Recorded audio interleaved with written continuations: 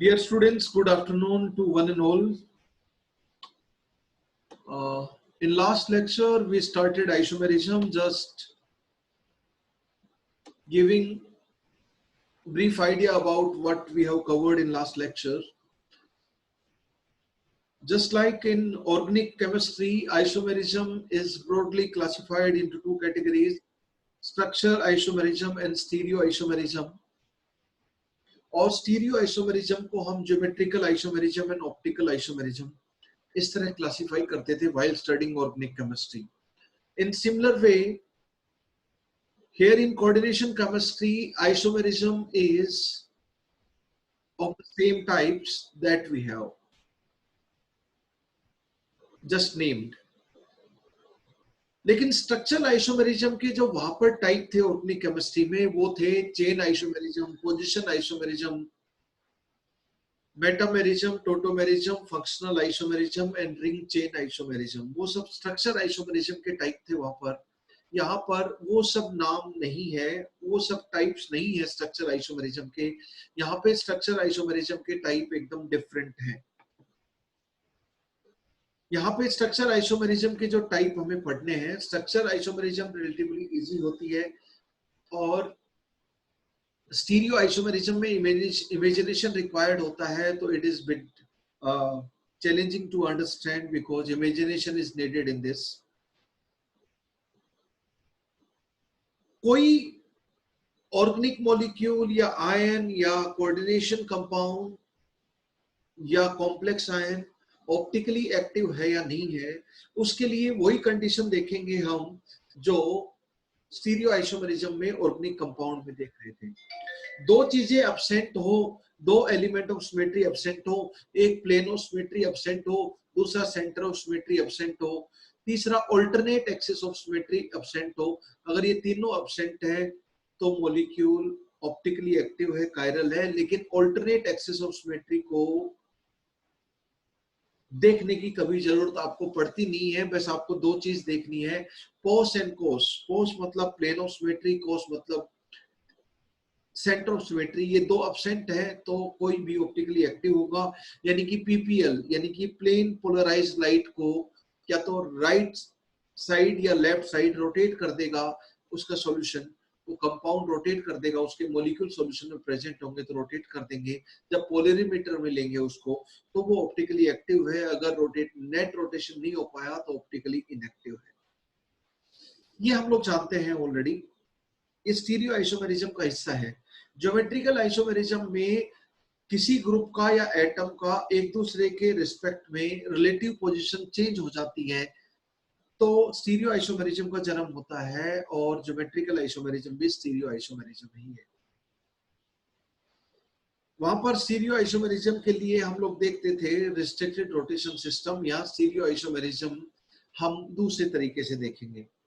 Structural isomerism of coordination compound. बच्चों यहाँ पे जो टाइप्स है structure isomerism of coordination compounds के, वो टाइप्स आपको वहां पर नहीं मिलेंगे. यहाँ पे टाइप्स हैं, आई एम जस्ट नेमिंग, और सब बारी बारी डिस्कस करेंगे. एक टाइप हमने लास्ट लेक्चर में किया था, बस बाकी सब अभी करना है. You will find it very comfortable. Ionization isomerism. और आयोनाइजेशन आइसोमेरिज्म में मैंने आप लोगों को बताया था कि आयोनाइजेशन आइसोमेरिज्म में आयन से रिलेटेड वर्ड है आयनाइजेशन. तो जब उनका एक्वस सॉल्यूशन में आयनाइजेशन करेंगे तो आयनाइजेशन स्पेयर में जो आयन होंगे वो एक्वस सॉल्यूशन में आ जाएगा, साथ साथ में कॉम्प्लेक्स आयन भी एक्वस सॉल्यूशन में आ जाएगा.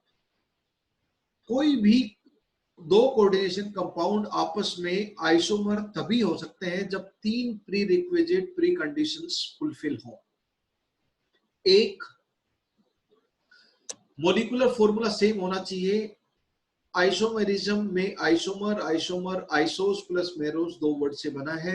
आइसोस मतलब सेम, मेरोस, आइसोस मतलब सेम, मेरोस मतलब पार्ट्स. पार्ट्स मतलब एटम समझें. तो जिसमें same number of same type of atoms हो, उन दो मॉलिक्यूल को हम लोग आइसोमर्स बोलते हैं. सेम एलिमेंट के, सेम टाइप के, सेम नंबर ऑफ एटम होंगे तो मॉलिक्यूलर फॉर्मूला पक्का सेम होगा. मॉलिक्यूलर फॉर्मूला पक्का सेम होगा तो हम लोग बोलेंगे कि दो आइसोमर, चाहे वो ऑर्गेनिक कंपाउंड के आपस में, ऑर्गेनिक कंपाउंड आपस में आइसोमर हो या कोऑर्डिनेशन कंपाउंड हो या इनऑर्गेनिक कंपाउंड हो, कोई भी कंपाउंड होगा, दो आपस में आइसोमर तब होंगे जब उनका मॉलिक्यूलर फॉर्मूला सेम होगा ही होगा। यहाँ पर मॉलिक्यूलर फॉर्मूला सेम, चाहे structure isomerism, stereo isomerism, molecular formula, oxidation number and coordination number. Oxidation number को वर्नर कोऑर्डिनेशन थ्योरी में प्राइमरी वैलेंसी बोलते हैं, कोऑर्डिनेशन नंबर को सेकेंडरी वैलेंसी भी बोलते हैं। सो माय डियर फ्रेंड्स, ये तीन प्री रिक्विजिट है, या आप कोई भी आइसोमर से पहले चेक करना पड़ेगा। जिस तरह ऑर्गेनिक केमिस्ट्री में स्टूडेंट्स लोग एक मिस्टेक करते हैं कि दो दो कंपाउंड में आइसोमर का आइसोमेरिक रिलेशन है या नहीं है, ये देखने के लिए वो लोग बाकी कंडीशन देख लेते हैं, लेकिन मॉलिक्यूलर फॉर्मूला जो सबसे पहला प्री रिक्विजिट है वो तो चेक ही नहीं करते हैं। And that's why students make that question wrong, हमारे मार्क्स चले जाते हैं। ये सबको पता होता है मॉलिक्यूलर फॉर्मूला, लेकिन क्वेश्चन करते टाइम उसको यूज करना, क्वेश्चन करते टाइम जो आप जानते हो उसका एप्लीकेशन करना एक बहुत इंपॉर्टेंट चीज होती है। और उसका एप्लीकेशन तब आएगा जब बहुत सारी एप्लीकेशन आप पहले देख चुके हो, बहुत सारे क्वेश्चन प्रैक्टिस कर चुके हो, तो ऑब्वियसली वो चीज ऑटोमेटिकली हमें एग्जाम में तुरंत हमारे माइंड में आ जाती है। तो दोस्तों, पहले सबसे पहले ये तीन चीज, molecular formula, oxidation number and coordination number. Oxidation number and coordination number of central metal same होने चाहिए। दो जो भी दो या दो से ज्यादा कंपाउंड्स को आप, कोऑर्डिनेशन कंपाउंड्स को आप आइसोमर बोल रहे हो। मॉलिक्यूलर फॉर्मूला तो सेम होना ही होना चाहिए। तो ये तीन कंडीशंस आपको सबसे पहले चेक कर लेनी है। ओके, स्ट्रक्चर आइसोमेरिज्म का हमने सबसे पहला टाइप देखा था आयनाइजेशन आइसोमेरिज्म। उसके बारे में जस्ट रिकैप कर देता हूं कि आयनाइजेशन आइसोमेरिज्म दो कंपाउंड आयनाइजेशन आइसोमर्स हैं। अगर दोनों का एक्वा सॉल्यूशन बना लिया जाए और दोनों आयनाइज हो जाए तो उनसे मिलने वाले आयन एक दूसरे से अलग अलग होने चाहिए, तो वो आयनाइजेशन आइसोमर्स हैं। बाकी ये तीन कंडीशन तो फुलफिल होनी चाहिए किसी भी तरह की आइसोमर्स में। अलग अलग आयन्स मिलेंगे तो आयनाइजेशन आइसोमर्स। अब आयनाइजेशन आइसोमर्स हम बनाते कैसे हैं एक दूसरे के, जो एक आयन पहले आयनाइजेशन स्फीयर में था उसको हम किसी दूसरे आयन के साथ रिप्लेस कर देते हैं, जो कोऑर्डिनेशन स्फीयर के अंदर था उसको बाहर ले आते हैं और दूसरे आयन को कोऑर्डिनेशन स्फीयर के अंदर ले जाते हैं। तो जो बाहर दूसरा वाला आयन आया तो एक्वा सॉल्यूशन में दूसरी तरह का आयन देगा, और वही पहचान है आयनाइजेशन आइसोमर्स की। ठीक है, तो दो तरह के कम से कम आयन होने चाहिए। हम एनायन की बात करते हैं क्योंकि जो कैटायन होगा वो तो लिगेंड के रूप में काम करने की प्रोबेबिलिटी निल है। नो पॉजिटिव के अलावा आपने कोई यूज नहीं किया है अभी तक, और ना ही आप you will encounter with, zero probability almost. दूसरा आपका आइसोमेरिज्म है वो है हाइड्रेट आइसोमेरिज्म। दूसरा स्ट्रक्चर आइसोमेरिज्म का टाइप है वो हाइड्रेट आइसोमेरिज्म है। नाम से ही आपको समझ में आता है, हाइड्रेट आइसोमेरिज्म और हाइड्रेशन आइसोमेरिज्म भी बोलते हैं, सोलवेट आइसोमेरिज्म और सोल्वेशन आइसोमेरिज्म भी बोलते हैं।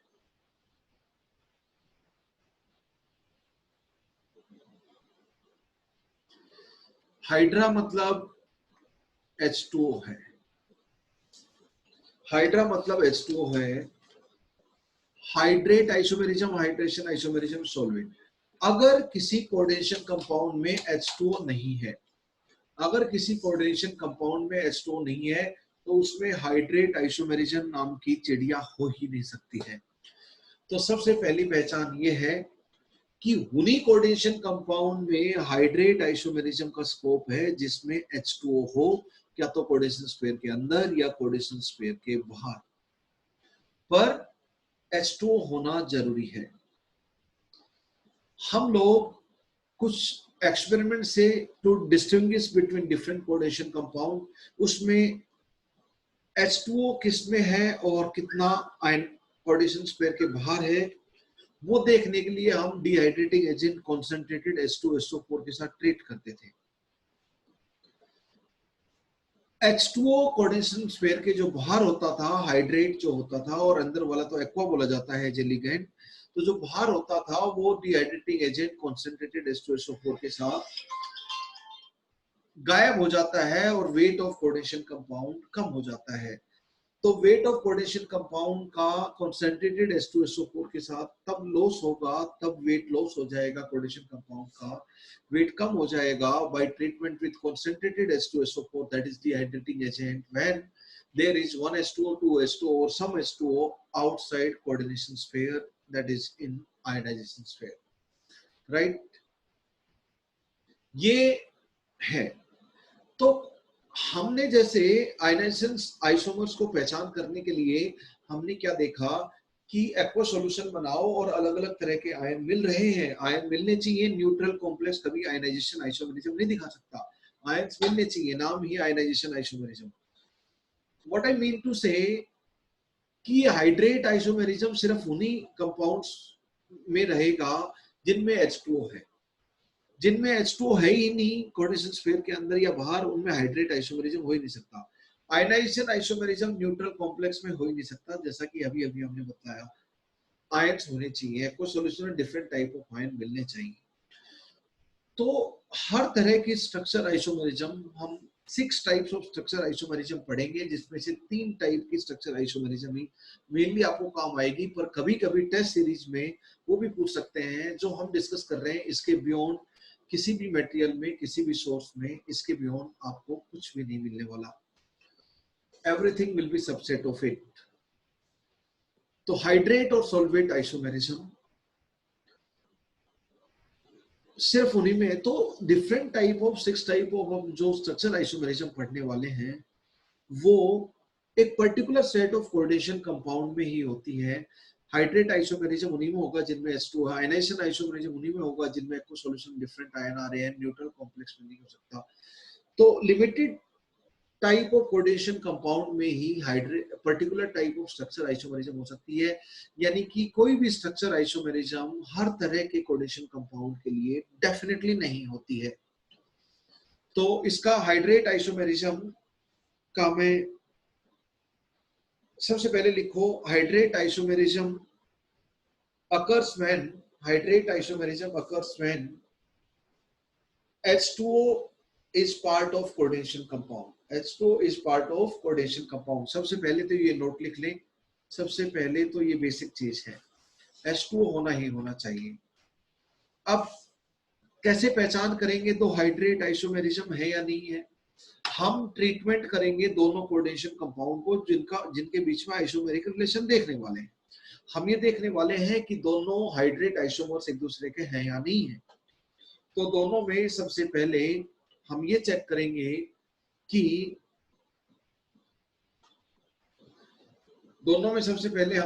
करेंगे कि भाई H2 है या नहीं है, पहली कंडीशन। दूसरा, H2 है तो क्या चेक करेंगे, कॉन्सेंट्रेटेड H2SO4 डिहाइड्रेटिंग एजेंट के साथ ट्रीट करो। अगर दोनों में अलग अलग अमाउंट ऑफ वेट लॉस हो रहा है, जिसमें 0 अमाउंट वेट लॉस भी इंक्लूडेड है, अलग अलग अमाउंट ऑफ वेट लॉस हो रहा है या वेट लॉस नहीं हो रहा, तो हम बोलेंगे एक दूसरे के हाइड्रेट आइसोमेरिज्म आइसोमर्स हैं, अदरवाइज नहीं बोलेंगे। और वो पहली 3 condition, oxidation number, coordination number and molecular formula same वाली तो होनी ही होनी चाहिए फुलफिल। मैं एक एग्जांपल लेता हूं, मैं बात कर रहा हूं CO NH3 4 H2O ले लेते हैं, कोऑर्डिनेशन नंबर 6 बनाना है, Cl ले लेते हैं और Cl2 बाहर ले लेते हैं। दूसरा कोऑर्डिनेशन कंपाउंड, मॉलिक्यूलर फॉर्मूला तो यही रहेगा, NH3 4 Cl2, 2 Cl अंदर ले लिए तो एक Cl बाहर बच गया और एक H2O बाहर बचा। दोनों में ऑक्सीडेशन नंबर +3, 3 क्लोराइड की वजह से +3 है। दोनों का कोऑर्डिनेशन नंबर भी आपका बराबर है, 6 है। तो ऑक्सीडेशन नंबर कोऑर्डिनेशन नंबर हमारा पक्का बराबर होना चाहिए। अब अगर हम बात करें oxidation number and coordination number बराबर है, तो अब हम बात करेंगे ट्रीटमेंट विद H2SO4। H2SO4 के साथ ट्रीट करें, कॉन्सेंट्रेटेड H2SO4 के साथ ट्रीट करें हम दोनों को, तो यहाँ पे 1 मोल से 18 ग्राम H2O लॉस होगा और यहाँ पे 0 ग्राम लॉस होगा। No loss in weight of coordination compound by treatment with H2SO4। By treatment with H2SO4 no loss of weight. तो बोलेंगे दोनों में वेट लॉस में डिफरेंस है और H2O भी है, तो दोनों एक दूसरे के हाइड्रेट आइसोमर्स हैं। ठीक है, ये पहचान है, बहुत ही सिंपल तरीका है।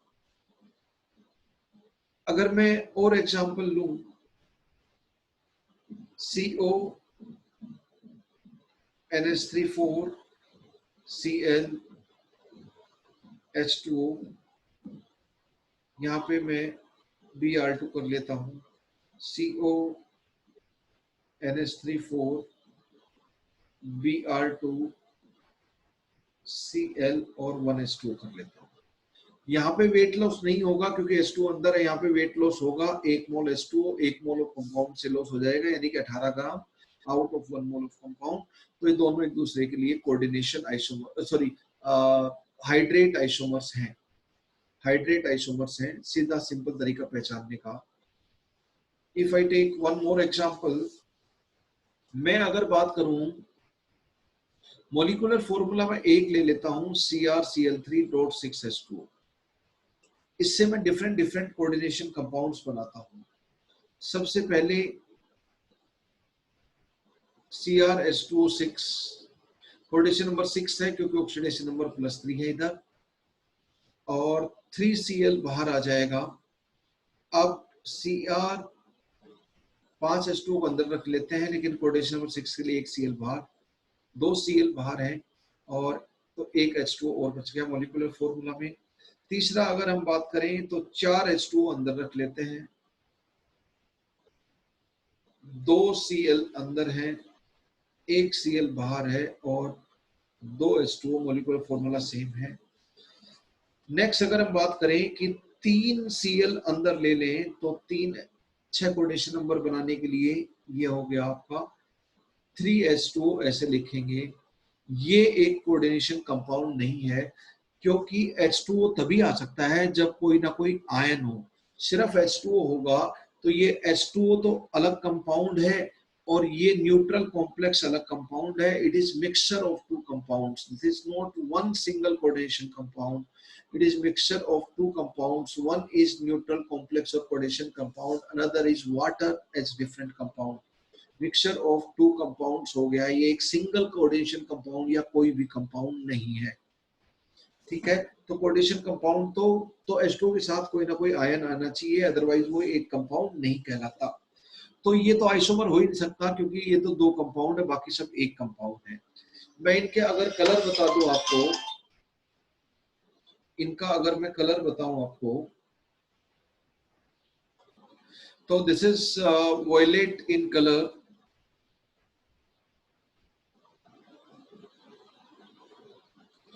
this is pale green in color and this is dark green in color. तो सेम मॉलिक्यूलर फॉर्मूला होते हुए डिफरेंट काइंड ऑफ कॉम्प्लेक्सेस और डिफरेंट काइंड ऑफ लिगेंड होने पर colour of coordination compound change हो जाता है। इस चीज का भी ये एग्जांपल है, इस चीज का भी ये एग्जांपल है। अब मैं बोलूं कि तीनों आयनाइजेशन आइसोमर्स हैं क्या? भाई इसमें भी Cl नेगेटिव मिल रहा है, इसमें भी Cl नेगेटिव, इसमें भी काउंटर आयन सेम मिल रहा है, डिफरेंट तो मिल नहीं रहा। तो ये आयनाइजेशन आइसोमर्स हम लोग नहीं बोलेंगे, हालांकि number of Cl negative ion अलग अलग है। मैं इसमें अगर बोलूं आपको कि नेचर ऑफ आयन अलग मिलने चाहिए एक्वा सॉल्यूशन में, सब में Cl नेगेटिव आयन मिल रहा है तो नेचर ऑफ आयन अलग नहीं रहा। मैं काउंटर आयन, जब आयन की बात कर रहा हूं आयनाइजेशन स्पेयर में, तो काउंटर आयन की बात कर रहा हूं, कॉम्प्लेक्स आयन की नहीं, प्लीज माइंड इट, ये भी एक इंपॉर्टेंट पॉइंट है। तो अगर मैं इन तीनों की बात करूं तो बताओ वेट लॉस, इधर कॉन्सेंट्रेटेड H2SO4 के साथ ट्रीट करूं इसको,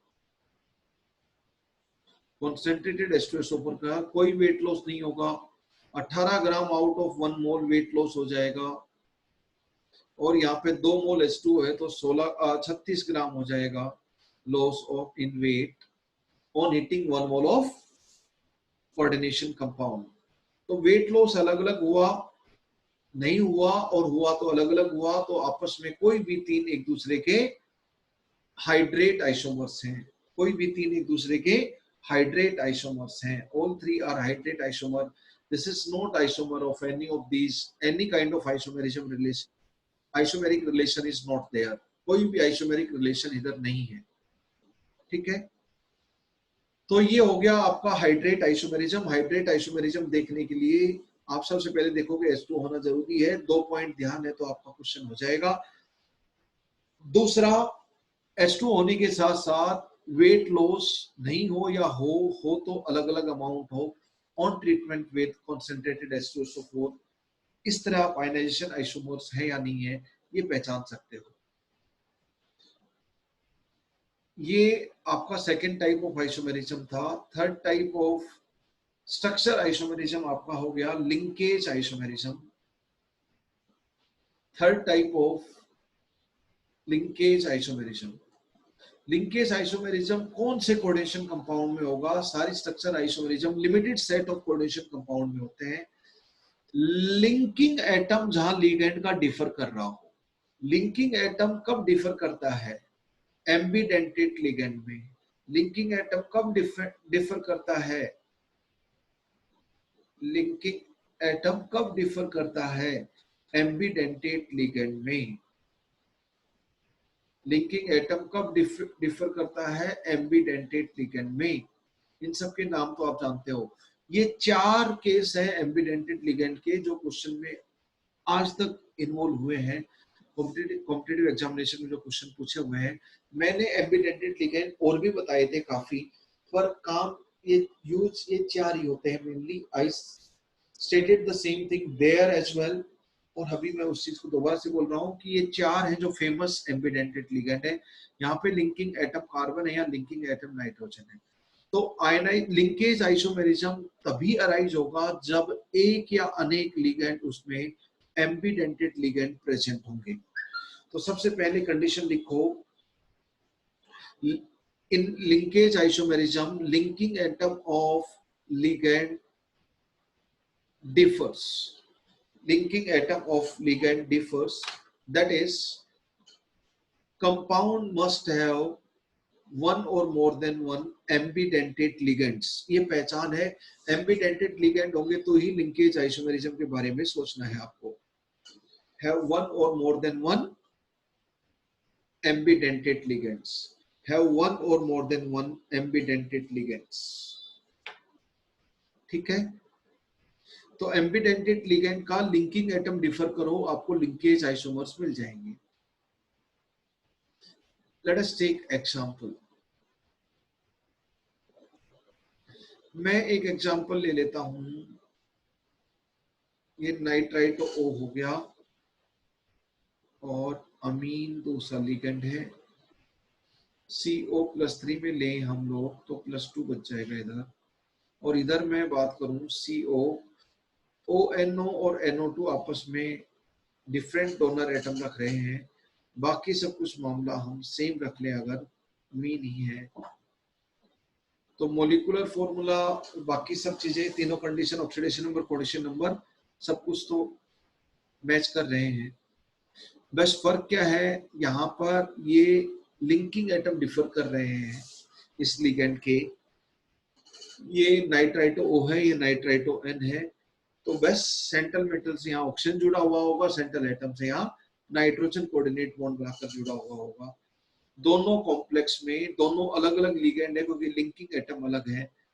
इस कॉम्प्लेक्स का कलर रेड कलर होता है और इस कॉम्प्लेक्स का कलर येलो कलर होता है। मैं आपको बताता हूं कि ये जो मैंने अभी कलर बताए थे CrCl3 6s2 वाले, कलर भी याद रख। यहाँ इसके कलर बहुत बार यूज होते हैं, तो better keep in mind, that's why intentionally I have taken this example. और इसके भी कलर याद रखना जो अभी मैंने बताया था। इसके भी कलर याद रखना, ये यूज होते रहते हैं ऑब्जेक्टिव क्वेश्चन में, दैट्स व्हाई मैंने ये एग्जांपल जानबूझ के लिए, अदरवाइज मैं एग्जांपल तो कुछ भी दे सकता था। बस बाकी आपको जो याद करना है वो बता दूंगा, याद नहीं करना है वो तो है ही ऑटोमेटिकली, जो याद करना होगा मैं एक्सप्लिसिटली मेंशन करता रहूंगा। अब मैं आपसे एक क्वेश्चन पूछता हूं, एक एग्जांपल लेता हूं। बताओ बच्चों, K4FeCN6, इसमें एम्बिडेंटेड लिगेंड Cn नेगेटिव और Nc वाला केस अराइज होगा, इसके कितने आइसोमर्स पॉसिबल है? देखो 3 तरह की आइसोमेरिज्म हमने पढ़ी है।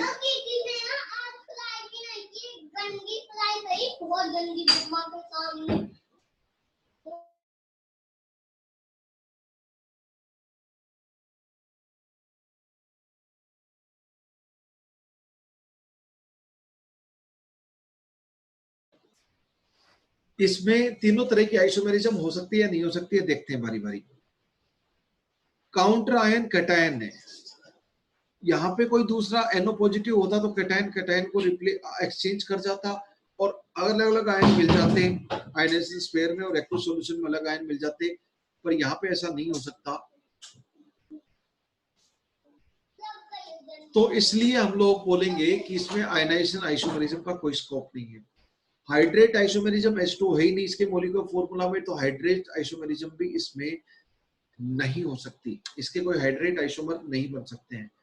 तीसरा, लिंकेज आइसोमर, हाँ इसमें एम्बिडेंटेड लिगेंड है, वही पहचान होती है लिंकेज आइसोमेरिज्म की, यहाँ पे लिंकेज आइसोमेरिज्म हो सकता है। अब कितने लिंकेज आइसोमर्स होंगे उसके लिए, जब एम्बिडेंटेड लिगेंड है तो मैं आपको बता देता हूँ। जैसे यहाँ पर मैं सर 7 होंगे इसमें। कितने होंगे? 7 होंगे, बहुत अच्छे, वेरी गुड। एम्बिडेंटेड लिगेंड 6 हैं, तो डायरेक्टली जितने एम्बिडेंटेड लिगेंड की संख्या है, number of linkage isomers, directly मैं ट्रिक बता देता हूं आपको, वो होंगे 6 + 1 7। नंबर ऑफ एम्बिडेंटेड लिगेंड +1 हो जाएंगे। अब मान लीजिए 2 एम्बिडेंटेड लिगेंड है, M, ये भी एम्बिडेंटेड लिगेंड है, ए एम्बिडेंटेड लिगेंड 1, एम्बिडेंटेड लिगेंड 2, मान लीजिए ऐसी सिचुएशन है। ये X है, ये Y है, जैसे यहाँ पर 6 था, तो क्या हो जाएगा, X + 1 multiplied by Y + 1 is total number of ये linkage isomers, total number of linkage isomers इतने हो जाएंगे। मैं सिर्फ लिंकेज आइसो, ये क्या है, एम्बिडेंटेड लिगेंड 1, एम्बिडेंटेड लिगेंड 2, ये दोनों एम्बिडेंटेड लिगेंड्स हैं, एम्बिडेंटेड मोनोडेंटेड लिगेंड है एग्जैक्टली। तो एम्बिडेंटेड मोनोडेंटेड लिगेंड्स जितने भी होंगे इस तरह, हम तीसरा होगा तो उसको भी हम मल्टीप्लाई कर देंगे। तो जनरल ट्रिक क्या है, मान लीजिए मैं बात करता हूं, सर एक बार बैक वाला पेज करना। Okay fine.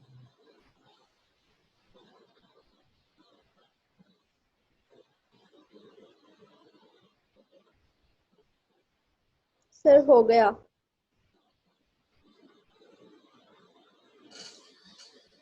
जनरल में आपको बताऊं, जो आप ऑब्जेक्टिवली डायरेक्टली यूज कर सकते हो, कोई सेंट्रल मेटल है, उसमें L1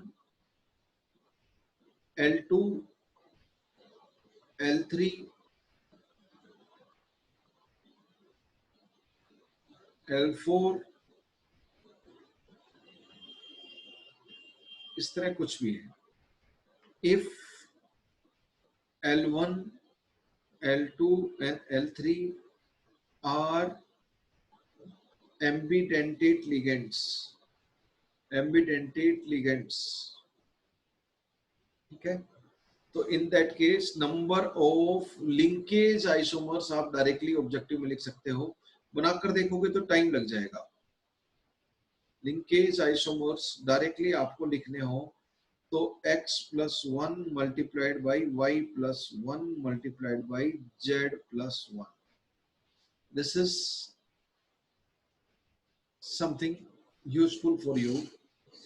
अब हम वो लिंक बना बना कर देखेंगे तो टाइम लग जाएगा। नोट कर लिया होगा आप लोगों ने, प्लीज नोट इट डाउन। अब K4 एफिशिएंसी की एक बार हम थोड़ी प्रैक्टिस करके देखते हैं, है ना। Late us do practice on K4 efficiency. जो एग्जांपल हमने लिया था K4 एफिशिएंसी, इसमें हो सकता है सारे लिंकिंग एटम कार्बन हो, सारे नाइट्रोजन हो, कुछ कार्बन हो कुछ नाइट्रोजन हो। यहाँ पे कार्बन लिंकिंग एटम और नाइट्रोजन दो पॉसिबिलिटी है, तो 6 कार्बन है और नाइट्रोजन वाले NC नेगेटिव तो है ही नहीं।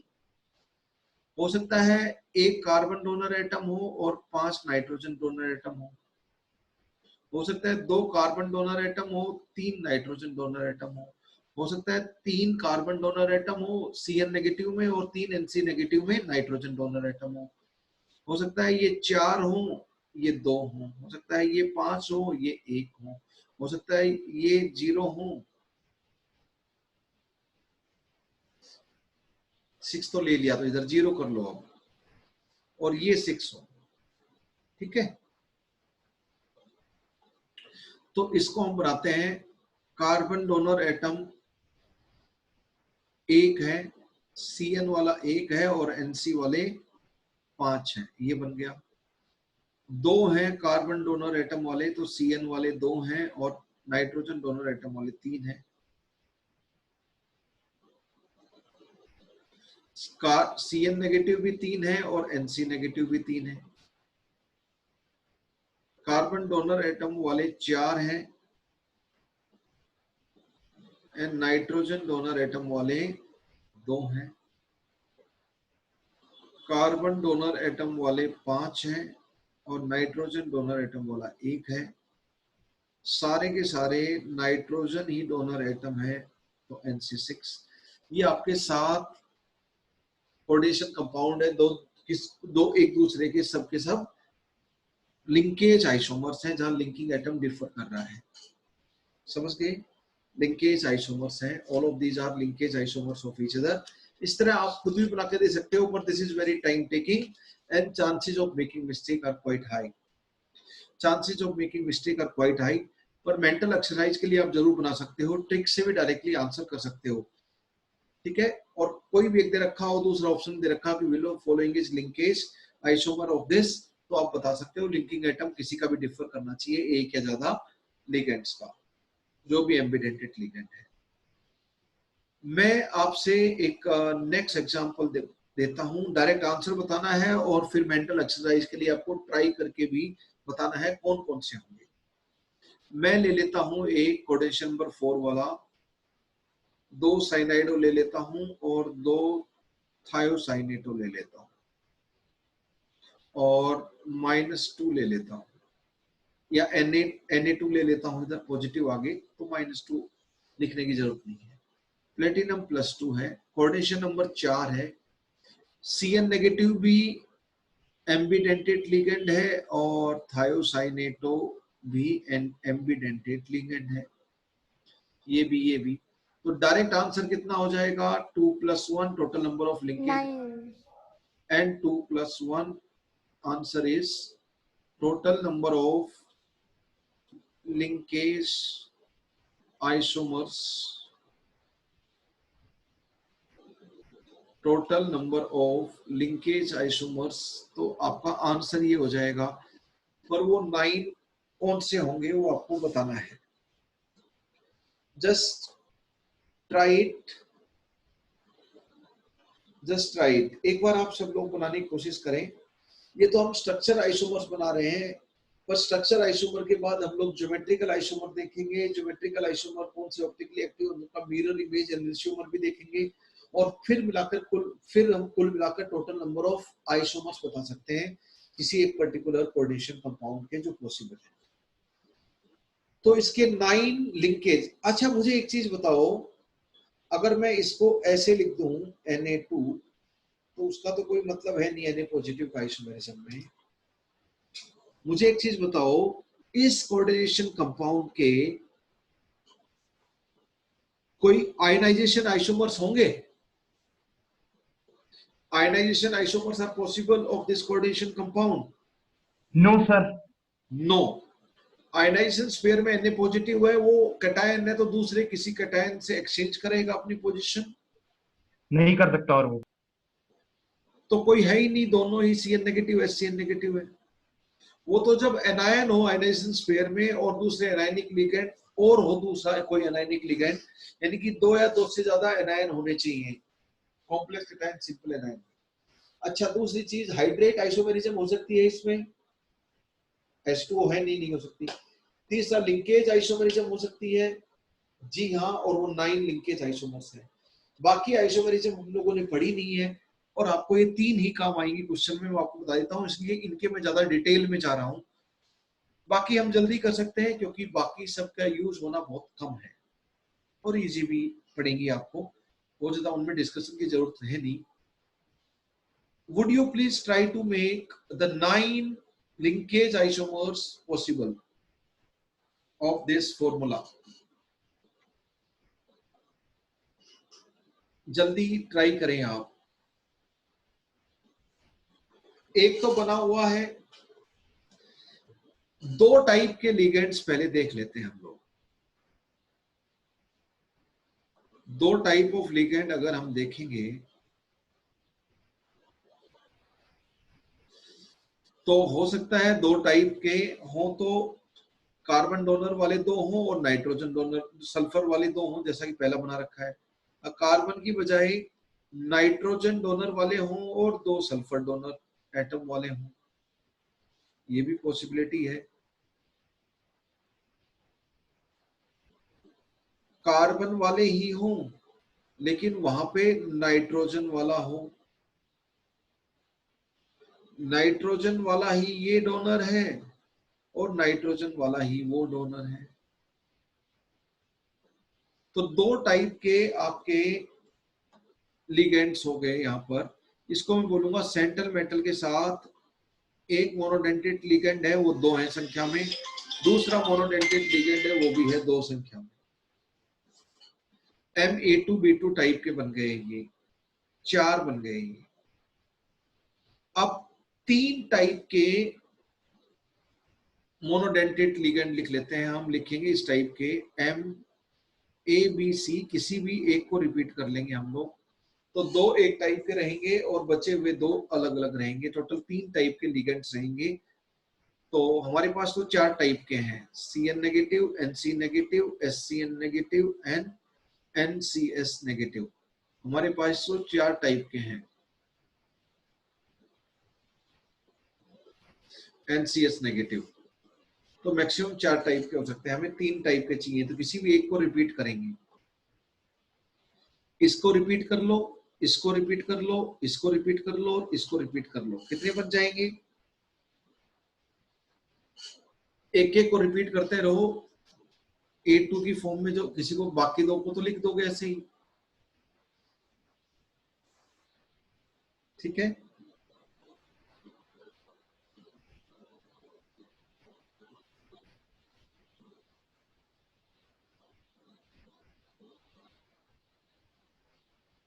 तो 3 क्या क्या सिचुएशन हो सकती है? एक सिचुएशन हो सकती है PT, दिस इज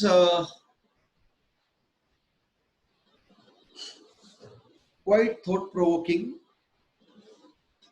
ये चीज इस तरह एनालिसिस करना काफी बड़ी मेंटल एक्सरसाइज होती है।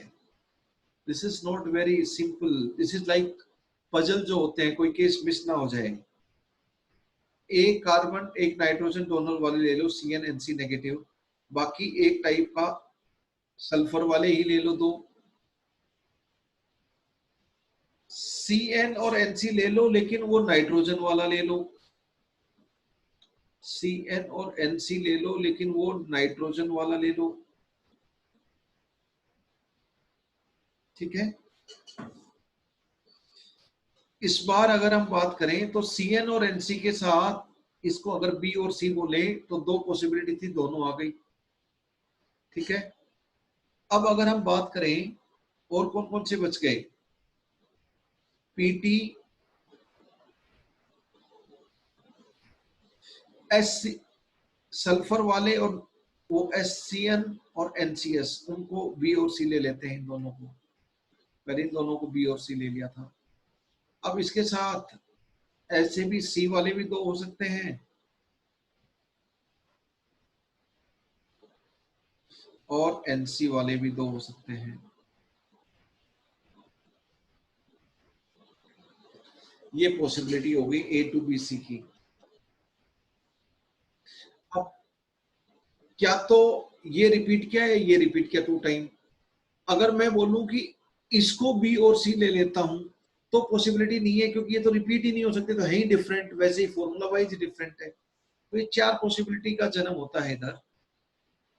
4 A to BC टाइप हो गए। स्मॉल ABC जब भी लिखूंगा तो मोनोडेंटेट लिगेंड को रिप्रेजेंट करूंगा मैं।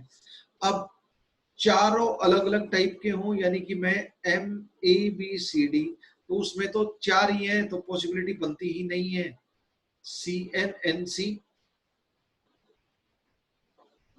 SCN, NCS, -2, इसके अलावा कुछ बना नहीं, तो एक हो गया। तो 4 + 4 + 1, total number of structure isomers इसके 9 बनेंगे, जो सारे सारे लिंकेज आइसोमर्स हैं। हाँ, स्टीरियो आइसोमर्स करके तो और बढ़ जाएंगे और काफी हो जाएंगे। स्टीरियो आइसोमर मिला लें तो इसके टोटल आंसर 19 आता है, इंक्लूडिंग स्टीरियो आइसोमर्स। वो हम स्टीरियो आइसोमरिज्म पढ़ने के बाद बोलेंगे। टोटल 19। और पहले वाले एग्जाम्पल के अगर हम देखें K4FeCN6 के, तो टोटल 10 आएंगे इंक्लूडिंग स्टीरियो आइसोमर्स। वैसे तो 7 आए आपके सिर्फ structure isomer, including stereo isomer K4FeCN6 के 10 आइसोमर्स रहेंगे। वो स्टीरियो आइसोमरिज्म हम देखेंगे कि किस तरह ये बढ़े, तो इतने क्यों बढ़े, 9 से 19 क्यों हो गए 10 से। ओके, जो हमें डिटेल में करना था वो हम लोग कर चुके हैं बच्चों। अब हम बात करते हैं इसके बाद कोऑर्डिनेशन आइसोमेरिज्म। कोऑर्डिनेशन आइसोमेरिज्म ये किस तरह के कंपाउंड्स में होगी। सबसे पहले एक नोट लिखो, this type of isomerism occurs in coordination compounds of type complex cation, complex anion. Cationic coordination entity होगी और एनायनिक कोऑर्डिनेशन एंटिटी होगी। तो complex cation, complex anion type के ही कोऑर्डिनेशन कंपाउंड में कोऑर्डिनेशन आइसोमेरिज्म हो सकती है। Complex cation, complex anion type के ही कोऑर्डिनेशन कंपाउंड में कोऑर्डिनेशन आइसोमेरिज्म हो सकती है। सर एक बार नोट रिपीट करना। लिखो, इट अकर्स, इट मतलब coordination isomerism, it occurs in coordination compounds of type, it occurs coordination compound of type complex cation and complex anion. Complex cation, complex anion. By exchange of ligands between complex cation and complex anion. कैसे बनाएंगे coordination isomers एक दूसरे के? By exchange of ligands between complex cation and complex anion. जैसे मैं बात करता हूं इधर CO NH3 और दूसरा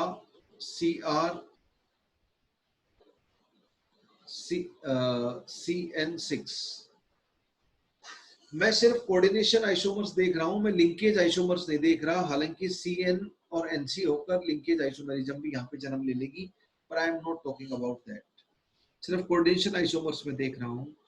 तो क्या करूंगा, इधर 6 अमीन है, यहाँ पे कोबाल्ट +3 है तो कॉम्प्लेक्स कैटायन के ऊपर +3 चार्ज रहेगा।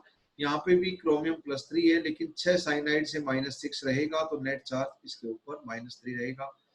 कॉम्प्लेक्स कैटायन के ऊपर +3 रहेगा। मैं क्या करूं, इधर एक NH3 और एक साइनाइड को एक्सचेंज कर लेता हूं तो ऐसी सिचुएशन हो जाएगी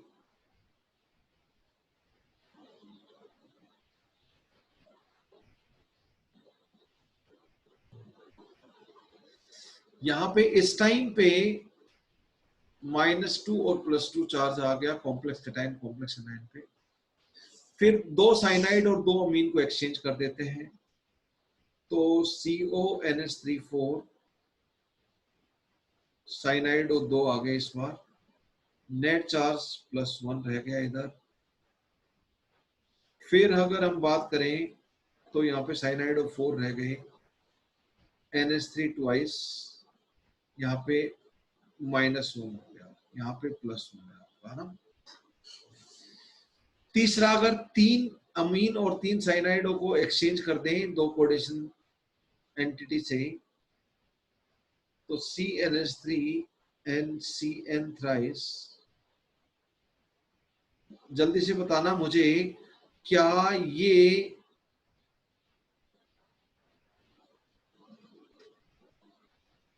एक आइसोमर है?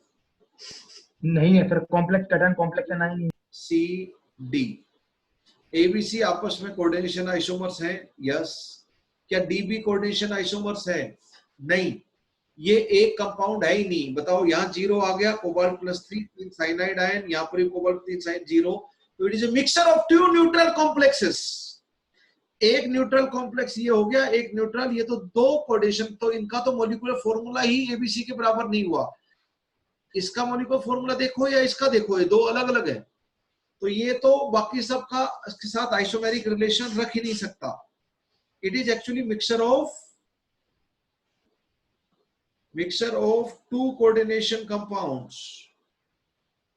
और बना लो आप, क्या करोगे, क्रोमियम के साथ 2 साइनाइड 4 अमीन, और इधर 2 अमीन 4 साइनाइड, यहाँ पे 5 अमीन क्रोमियम के साथ 1 साइनाइड, यहाँ पे 5 साइनाइड और 1 अमीन, और इधर पूरे के पूरे 6 के 6 अमीन आ जाएंगे। और भी बना सकते हो आप, you can make more coordination compounds.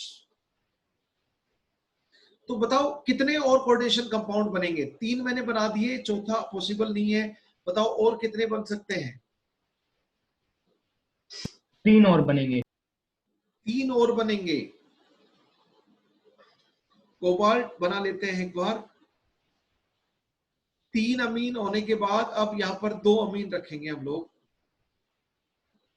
2 अमीन और साइनाइड हो गया आपका 4।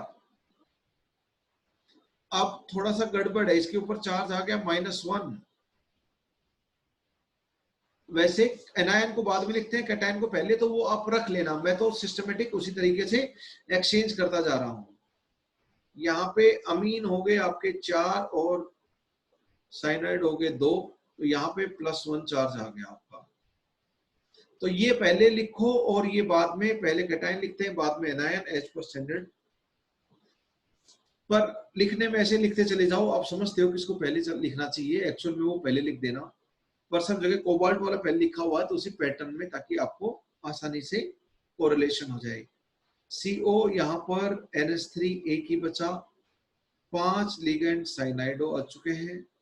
यहाँ पर इस टाइम पे मैं बोलूंगा -2 चार्ज आ गया।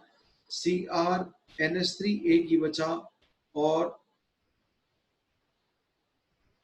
NH3 5 हो गए, और साइनाइडो एक ही बचा। लास्ट में कोबाल्ट में सारे के सारे साइनाइडो आ जाएंगे, तो इस बार -3 हो जाएगा इसके ऊपर, और क्रोमियम में सारे के सारे अमीन आ जाएंगे, इधर +3 हो गया। सर स्क्रीन थोड़ी लेफ्ट की साइड कर दो। स्क्रीन लेफ्ट की साइड कैसे करूं? सर इस साइड जो आपने लिखा है वो दिखाई नहीं दे रहा अभी। नीचे की साइड? नहीं, जो आप अभी लिख रहे हो ना, इस साइड में, राइट साइड में।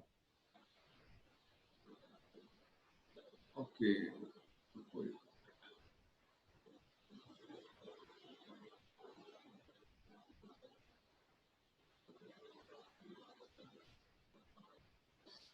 एक मिनट, अभी दिखाई दे रहा है? सर हाफ दिखाई दे रहा है। अच्छा, हाफ दिखाई दे रहा है, ओके ओके ओके, हाँ हाँ हाफ दिखाई दे रहा है, वैसे ही बल्कि ज्यादा दिखाई दे रहा है। वो वहां पर एक्चुअली मैं पूरा लिख भी नहीं पाया, दैट इज ऑल। ये तो पूरा दिखाई दे रहा होगा। Yes sir. हाँ, इसके बारे में मैं बता देता हूँ। एक NH3 है, 5 साइनाइडो है, इसमें 5 अमीन है और एक साइनाइडो है। CN उधर 1 है और चार्ज उधर +2 और इधर -2 ऊपर कॉम्प्लेक्स आयन का जो चार्ज है। फर्स्ट वाला बता देता हूँ, 2 अमीन है, 4 साइनाइडो है, चार्ज -1। यहाँ पर 4 अमीन है और 2 साइनाइडो है और चार्ज उधर +1। लिख लिया? Yes sir. मुझे बताओ कितने कोऑर्डिनेशन आइसोमर्स बन गए हैं आपके? 6। 6 कोऑर्डिनेशन आइसोमर्स बन गए हैं। यस। Yes sir. और 6 के 6 अलग अलग हैं। 6 कोबाल्ट के साथ 6 अमीन, 5 अमीन, 4 अमीन, 3 अमीन वाला रिजेक्ट हो गया, 2 अमीन, 1 अमीन और 0 अमीन। इस तरह 6 पॉसिबिलिटी आपकी जनरेट हो गई। ये सब जो कॉम्प्लेक्स कैटायन है इधर वाले, इनको पहले लिखना, और ये कॉम्प्लेक्स एनायन है, इनको इनकी पोजीशन एक्सचेंज कर दो फॉर्मूला लिखते time. That is better way of writing the formula. ठीक है, तो इसके कितने कोऑर्डिनेशन आइसोमर्स बनेंगे? मैं बोलूं कि इसके कितने कोऑर्डिनेशन आइसोमर्स हैं, तो इंक्लूडिंग दिस 6 और एक्सक्लूडिंग ए 5 कोऑर्डिनेशन आइसोमर्स हो जाएंगे, एक्सक्लूडिंग दिस। तो इस तरह आप लिख सकते हो और आपसे पूछ सकते हैं कि how many coordination isomers are possible, इसलिए मैंने लिख के दिखाया है। This is ABCDEFG। Sir B को छोड़कर बाकी कोई भी दो ले लो, A to G में कोई भी दो आपस में एक दूसरे के कोऑर्डिनेशन आइसोमर्स हैं। Yes please. सर अगर हमें बोले कि ए के कितने कोऑर्डिनेशन आइसोमर है तो हम 5 बोलेंगे या 6? अगर हम एक के बोलेंगे तो एक के तो 6 है, इंक्लूडिंग ए 6 है, लेकिन हम बोलेंगे एक के अलावा कितने हैं तो हम बोलेंगे 5। तो वो तो क्वेश्चन में क्लैरिफाई करना पड़ेगा उसको। क्या तो ये बोले कि excluding this this is 1 isomer. जैसे मैं आपको बोलूं कि बताओ फिनॉक्साइड आयन के कितने रेजोनिक स्ट्रक्चर हैं और एक बना दो, तो इंक्लूडिंग दिस तो 5 होते हैं, एक्सक्लूडिंग दिस 4 होते हैं, तो वही चक्कर है इधर। तो कुल मिलाकर बोलेंगे total isomers possible for phenoxide ion 6। तो total isomers possible including this, ऐसे आपको मेंशन करेंगे इंक्लूडिंग दिस और नॉट। तो मैंने दोनों चीजें इसलिए बोली, इंक्लूडिंग और एक्सक्लूडिंग, कोई भी एक दे देंगे और उसके इंक्लूडिंग एक्सक्लूडिंग पूछेंगे, इसीलिए मैंने ये चीज हाईलाइट की है, एज सिंपल एज दैट। क्योंकि ऐसी सिचुएशन आती है, इंक्लूडिंग करके बोलेंगे या एक्सक्लूडिंग। अगर कुछ भी नहीं बोले तो टोटल लेने हैं 6। This is what the coordination isomers are. मुझे जल्दी से बताना, मैं लिख रहा हूं, क्या ये एक दूसरे के कोऑर्डिनेशन आइसोमर्स हैं या नहीं है? एक कोऑर्डिनेशन स्फीयर में कॉम्प्लेक्स कैटायन ये वाले हैं दो। दूसरा अगर मैं बात करूं,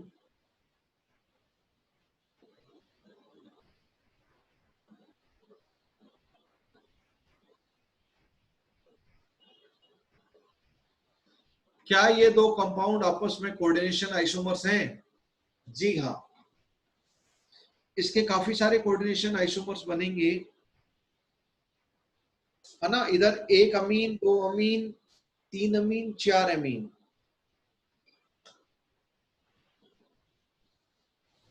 4 पॉसिबिलिटीज हैं।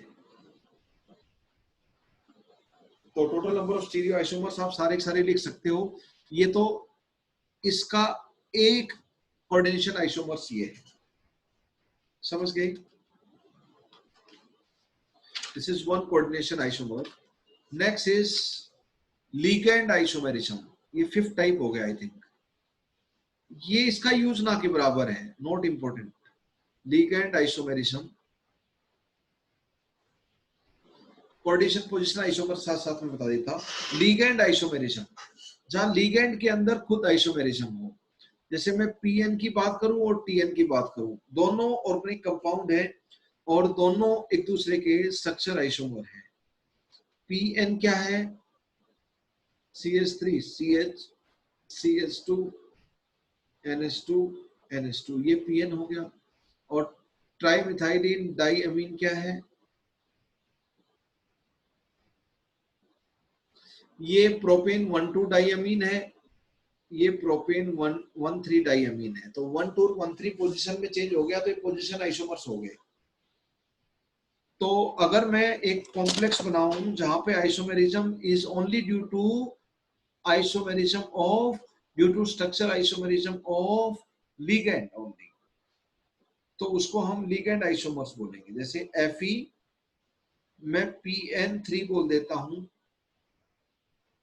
और सल्फेट. दूसरा मैं Fe TN3 बोल देता हूं एन सल्फेट.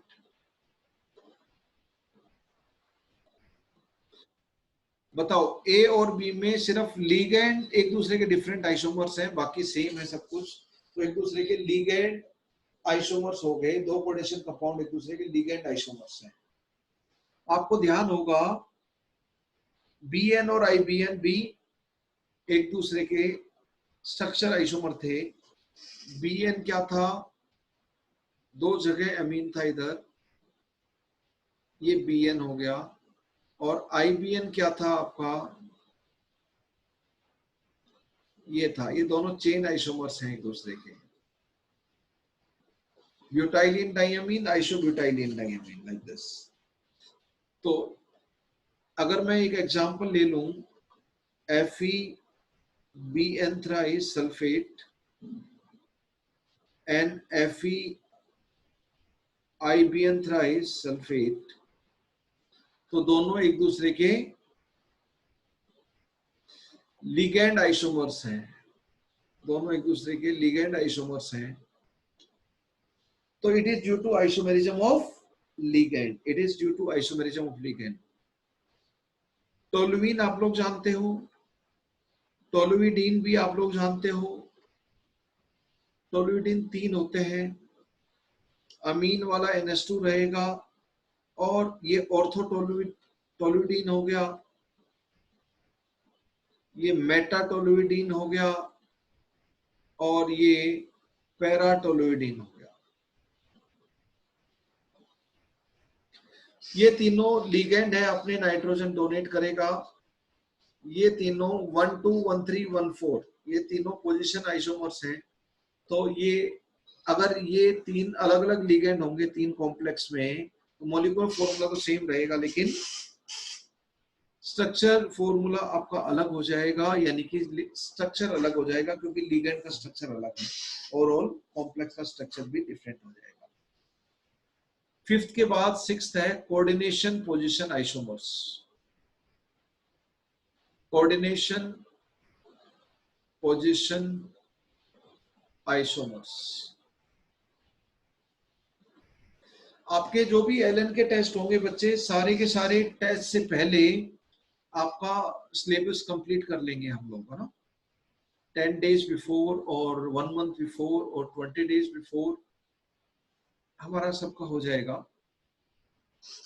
उसी सीक्वेंस में हम लोग चैप्टर्स लेंगे और वो बना भी लिया है किस तरह किस सीक्वेंस में लेना है. सर अभी लेक्चर और बढ़ेंगे? पढ़न अभी लेक्चर और बढ़ेंगे? किसके लेक्चर और बनेंगे?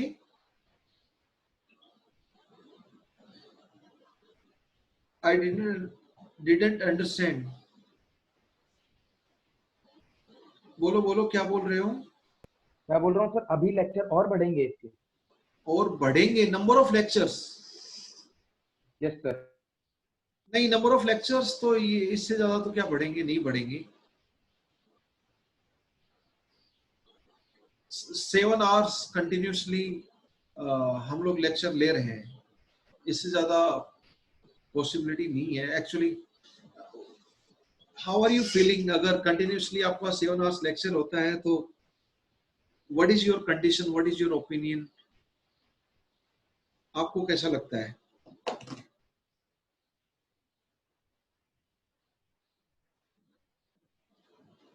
चलो मैं इसको कंप्लीट कर लेता हूं, फिर आपका वो डिस्कस करूंगा मैं। कोऑर्डिनेशन पोजीशन आइसोमर्स, ये किस तरह के लिगेंड्स में होगा बच्चों? Coordination position isomers are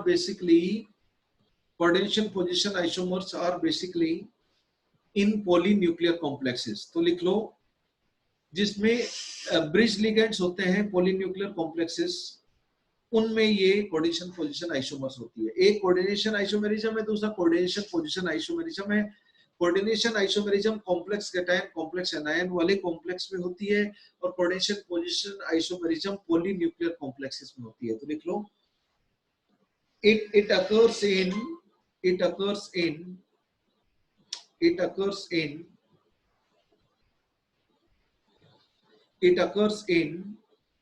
complex, it occurs in polynuclear complexes having bridge ligands, polynuclear complexes having bridge ligands।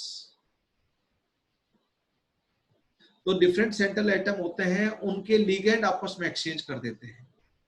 जैसे मैं बात करूं CONH3 यहाँ पे NH2 है, यहाँ पे OH है, ये आपका Cr है, यहाँ पे H2O कर लेता हूं 4। कोबाल्ट और क्रोमियम का कोऑर्डिनेशन नंबर 6, तो हम लोग बात करेंगे +6 ऑक्सीडेशन, +3 ऑक्सीडेशन स्टेट है कोबाल्ट की भी, क्रोमियम की भी।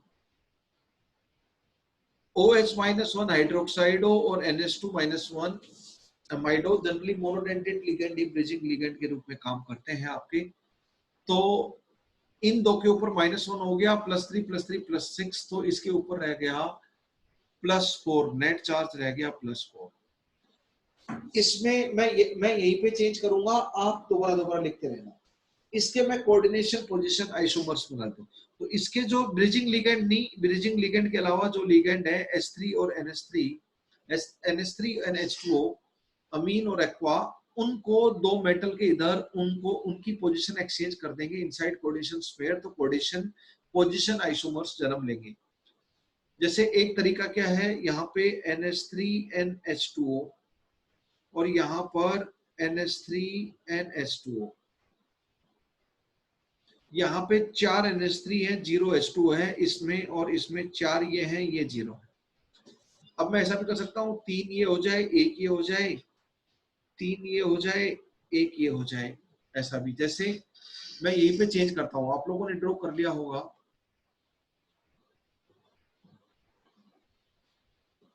Let me make alteration here only. 3 H2O and 1 अमीन कर दो इधर, और यहाँ पर 3 अमीन और 1 H2O कर दो। तो जो मैंने बनाया वो यहाँ पर हो गया। तीसरी सिचुएशन हो सकती है 2 अमीन 2 H2 इधर हो, और इधर भी 2 अमीन 2 H2। और क्या सिचुएशन हो सकती है, यहाँ पर H2O अमीन 1 हो, H2O 3 हो, यहाँ पे अमीन 3 हो, H2O 1 हो। तो these are various possibility by exchanging position of ligand between different central atom in polynuclear complexes, coordination isomers are made for questions। तो आप लोग समझ गए कोऑर्डिनेशन पोजीशन आइसोमेरिज्म का मतलब क्या है। लास्ट है हमारा पॉलीमर आइसोमेरिज्म। ये ट्रू आइसोमेरिज्म है ही नहीं, पॉलीमराइजेशन आइसोमेरिज्म लिखो, पॉलीमराइजेशन आइसोमेरिज्म। पॉलीमर का तो मतलब जानते हो, मोनोमर से डाइमर बनेगा तो मोलिकुलर मास डबल हो गया, ट्राइमर बनेगा तो मोलिकुलर मास 3 हो गया, पॉलीमर बनेगा तो मोलिकुलर मास n टाइम हो गया। ठीक है, पॉलीमराइजेशन आइसोमेरिज्म, पॉलीमराइजेशन आइसोमर्स में एम्पिरिकल फॉर्मूला सेम होता है, molecular formula and molecular mass different होगा। अब आप बोलो, अगर किसी दो कंपाउंड का, कोऑर्डिनेशन कंपाउंड का मोलिकुलर फॉर्मूला और मोलिकुलर मास ही अलग हो गया तो आइसोमर कैसे बोल सकते हैं? तो ये ट्रू काइंड ऑफ आइसोमरिज्म नहीं है। उसी को हम उसका डाइमर बनाएंगे, ट्राइमर बनाएंगे और उससे बनने वाले हम डिफरेंट डिफरेंट आइसोमर्स बनाएंगे। जैसे मैं आपको एक क्वेश्चन देता हूं और उसी के जरूर इसको समझेंगे। Let us do one question. एक क्वेश्चन मैं आपको देता हूं, राइट पॉसिबल आइसोमर्स फॉर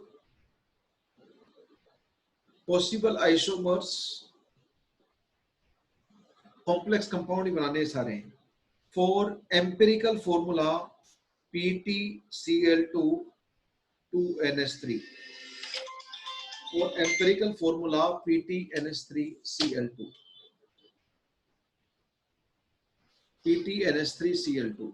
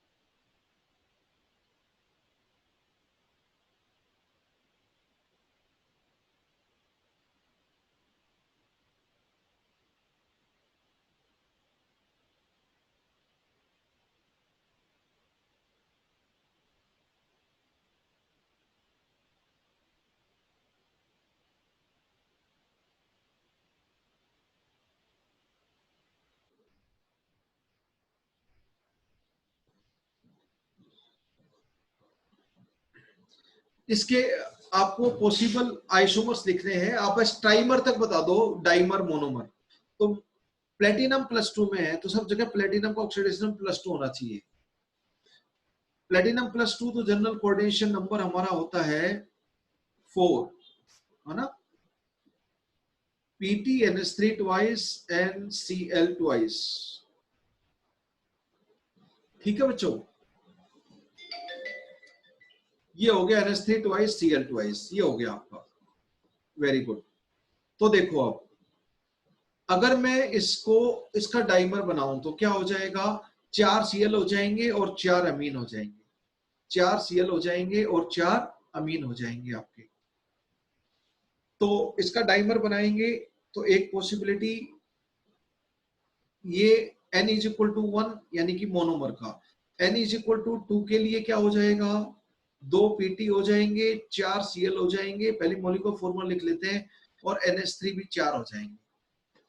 अब वो आपको थोड़ा क्या, तो आपको हिट एंड ट्रायल से देखना पड़ेगा, ऑप्शन में दे रखा है तो बहुत अच्छी बात है। पीटी कौन कौन से बन सकते हैं? मान लेते हैं कि हम एक बार सारे के सारे NH3 एक साइड ले लेते हैं तो +2 आ जाएगा, क्योंकि ऑक्सीडेशन नंबर और कोऑर्डिनेशन नंबर चेंज नहीं करना होता है। तो ये +2 आ गया। अब PtCl4 वो -2 हो जाएगा। तो ये एक n = 2 के कॉरस्पॉन्डिंग 4 और 4 Cl और 4 अमीन हो गए, 2 प्लेटिनम हो गए। हेंस सबसे पहले तो सेंटर मेटल 2 हैं तो वो 2 में ही रखने हैं, 2 कोऑर्डिनेशन में कॉम्प्लेक्स कैटायन कॉम्प्लेक्स एनायन में रखने हैं आपको ना। अब इसके हम फर्दर बहुत सारे बना सकते हैं, इसके कोऑर्डिनेशन आइसोमर्स बना सकते हैं, 3 अमीन इधर, 2 अमीन इधर, 1 अमीन इधर, सारे क्लोराइडो इधर, इस तरह इसके आप कोऑर्डिनेशन आइसोमर्स तो बना ही सकते हो इसके फर्दर। तो इसका ये और ये आपस में पॉलीमर आइसोमर्स हैं, इनका मोलिकुलर मास अलग है, मोलिकुलर फॉर्मूला अलग है। n इज इक्वल टू 3 के कोरोस्पोंडिंग, अब इसके कोरोस्पोंडिंग और भी बहुत सारे बन सकते हैं, मैंने तो एक बनाया है, कोई भी बना सकते हो, कोऑर्डिनेशन आइसोमेरिज्म में बनाकर इसके बहुत सारे बना सकते हो। अगर मैं n इज इक्वल टू 3 ले लूं तो इस मोनोमर का थ्राइस करो तो 3 प्लेटिनम, क्लोरीन 6 और अमीन भी 6 हो जाएंगे, ठीक है। तो इसकी भी हम अलग अलग पॉसिबिलिटी बना सकते हैं। अगर हम यही देखें, बना बना कर देखना पड़ेगा, hit and trial, lot of mental exercise is there, कभी सही बनेगा कभी सही नहीं बनेगा, कभी सेटिंग होगी कभी सेटिंग नहीं होगी, चार्ज वगैरह देखने पड़ेंगे सब। PTNS3 तो ये तो +2 हो गया। अब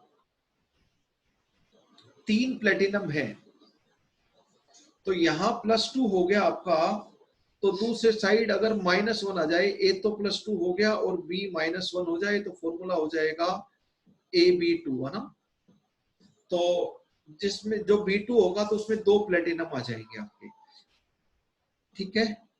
A तो कितना, 4 अमीन आ गया इधर A में, तो 2 अमीन बच गए और 6 क्लोराइडो बच गए। तो 2 अमीन का 1 अमीन ले लेते हैं क्योंकि 2 बार रिपीट करेंगे, यहाँ 2 है, और 6 क्लोराइडो का 3 क्लोराइडो ले लेते हैं, अपना कोऑर्डिनेशन नंबर और ऑक्सीडेशन नंबर भी सेटिस्फाई हो गया। इसके ऊपर चार्ज हो गया इस बार -1, तो इधर इसका इधर 2 करो और इधर 1 लिखो या मत लिखो, उसका कोई फर्क नहीं पड़ता। तो ये हो जाएगा आपका एक, तो A B C, A B और C का पॉलीमर आइसोमर है, B C और A का पॉलीमर आइसोमर है, इनका मॉलिक्यूलर फॉर्मूला अलग है। Just n is equal to 3 के corresponding, n is equal to 4 के कोरोस्पोंडिंग तो कॉम्प्लिकेशन काफी बढ़ जाएगी, हालांकि हम लोग हिट एंड ट्रायल से बना सकते हैं, नॉट ए प्रॉब्लम। इसमें भी लिगेंड एक्सचेंज करके हम लोग चेंज कर सकते हैं, देखते हैं कौन सी पॉसिबिलिटी है। बट कौन कौन से बनेंगे उसका डाइमर ट्राइमर लेते हुए, वो जो भी बनते हैं डाइमर वाले ट्राइमर वाले, फर्दर उनके बहुत सारे बन सकते हैं आइसोमर्स, जैसे बीके ही बहुत सारे कोऑर्डिनेशन आइसोमर्स आप लोगों ने बनाए हैं, जानते ही हो, अभी अभी हमने डिस्कस भी किया।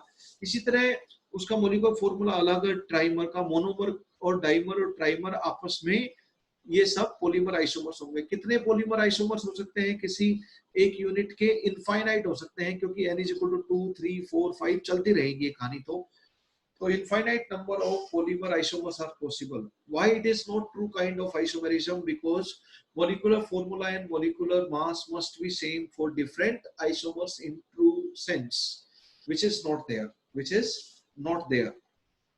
Okay दोस्तों, तो आपका कोऑर्डिनेट स्ट्रक्चर आइसोमेरिज्म पूरी तरह खत्म हो गया है।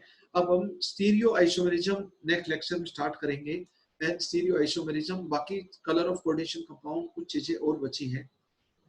कल के 2 लेक्चर में हमारा ये कंप्लीट हो जाएगा, एंड हम लोग यहाँ पे अभी स्टॉप कर देते हैं, लेट अस स्टॉप हियर। अच्छा, एक चीज, आप कुछ बोलना चाहते हो तो पहले यू जस्ट